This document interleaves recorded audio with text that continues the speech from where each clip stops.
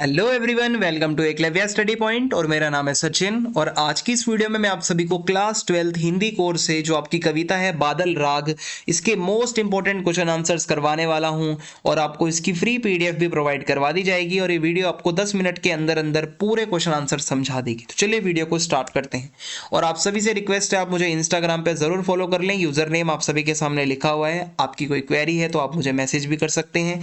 और अगर आपको पीडीएफ नोट्स डाउनलोड करने हैं तो आप हमारे टेलीग्राम चैनल को ज्वाइन करें, जिसका यूजर नेम आप सभी के सामने लिखा हुआ है।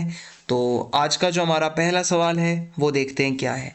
बादल को विप्लव का प्रतीक क्यों माना गया है? विप्लव का मतलब होता है क्रांति, बदलाव आना। तो कवि बादल को एक क्रांतिकारी के रूप में देखता है। जो हमारे बादल होते हैं, बादल गरजते भी हैं, बादल बरसते भी हैं। बारिश से, गर्मी से लोगों को राहत मिलती है। ठीक है, जब गर्मी बहुत होती है तो हम कहते हैं भाई काश बारिश हो जाए। तो ये जो तपती धरती होती है वो ठंडी होती है, सुहाना मौसम हो जाता है। ठीक है, पूरा चेंज आ जाता है वातावरण में। इसलिए कवि ने बोला है बादल खुद अपने आप में क्रांति का प्रतीक है। फिर है, क्रांति के अग्रदूत से क्या आशय है? तो कवि ने बादल की तुलना शोषित वर्ग से करी है, जो लोगों का शोषण होता है। ठीक है, शोषित वर्ग। वो कहते हैं कि आसमान में जो बादल हैं वो क्रांति के अग्निदूत हैं। ये जो बादल हैं ये बदलाव ला सकते हैं।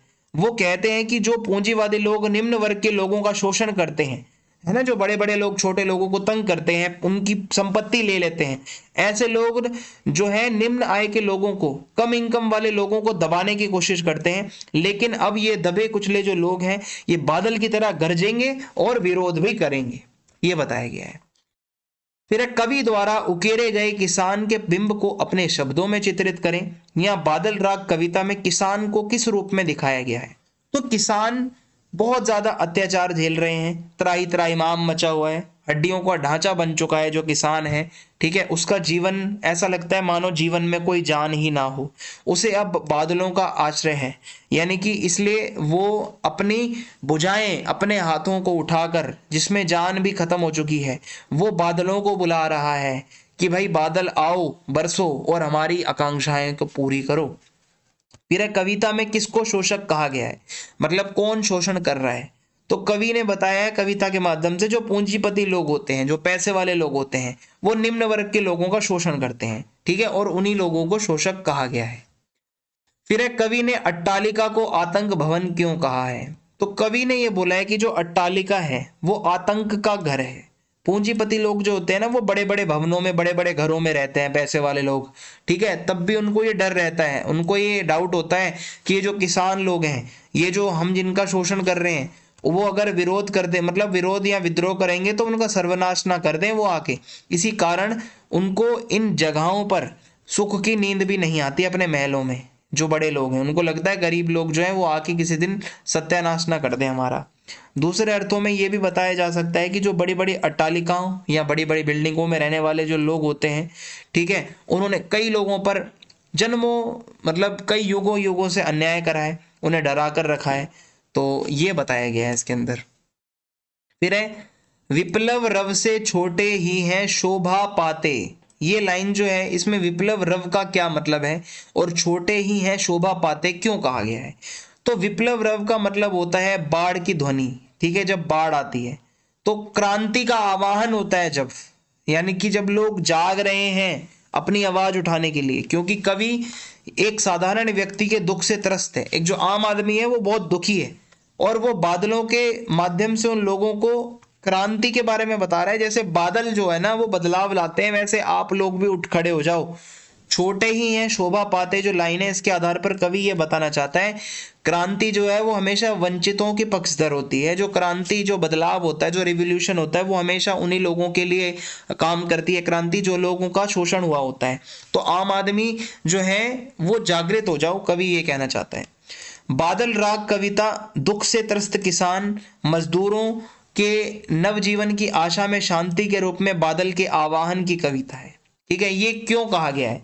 तो सूर्यकांत त्रिपाठी निराला की कविता बादल राग में किसान जो है और जो मजदूर लोग हैं, ठीक है, वो बादलों को आशा भरी नजरों से देख रहे हैं। बादलों से उनको बहुत आशा है।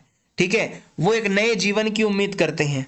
ठीक है, बादलों को वो देखते हैं तो उनको एक क्रांति नजर आती है, यार बादल आते हैं, गरजते हैं, बारिश करते हैं और सब चेंज आ जाता है। ऐसे ही हम भी अगर गरजेंगे, बरसेंगे, बड़े बड़े लोगों के सामने विरोध करेंगे अपना, तो हम भी बदलाव ला पाएंगे। और हम जब भी पूंजीपति लोगों से, शोषण से मुक्ति पा पाएंगे जब हम भाई खड़े हो जाएंगे उनके आगे, क्रांति करेंगे।